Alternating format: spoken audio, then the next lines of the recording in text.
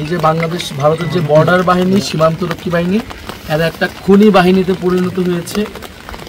এটা কোনো সীমান্ত রক্ষা বাহিনী হইতে পারে না। এটা মানুষ খুন করাই যেন তাদের নিত্য নৈমিত্তিক কাজ। বাংলাদেশের মানুষকে নানাভাবে নির্যাতন নিপীড়ন সীমান্তে করা হয়। আমরা জুলাই পদযাত্রায় আজকে এটা প্রত্যক্ষ করলাম এবং আমরা এই গ্রামের মানুষদেরকেও বলেছি, সারা দেশের মানুষকেও বলছি, সীমান্ত হত্যা নিয়ে আমাদেরকে সরব হতে হবে, আমাদেরকে কথা বলতে হবে। কোনোভাবেই সীমান্তে কোনো একটা গুলি চালাতে পারবে না বিএসএফ। কোনো ধরনের উস্কানি ছাড়াই তারা গুলি চালায়, সাউন্ড গ্রেনেড মারে ও মানুষকে হত্যা করে তুলে নিয়ে যায়। আমরা এটার নিন্দা জানাই। বাংলাদেশের সাথে সম্পর্ক রাখতে হলে অবশ্যই মর্যাদার সহিত বাংলাদেশের নাগরিক অধিকার রক্ষা করতে হবে। এবং বিএসএফ একটা মানবাধিকার বিরোধী সংগঠন। বাংলাদেশের মানুষের অধিকার সীমান্তে লঙ্ঘন করা হয়েছে।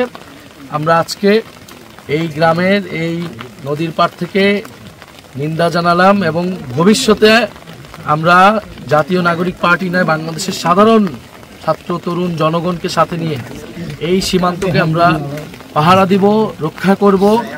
আমরা প্রতিরোধ গড়ে তুলব যদি সীমান্তে এই ধরনের হত্যাকাণ্ড, এই ধরনের নিপীড়ন চলমান থাকে।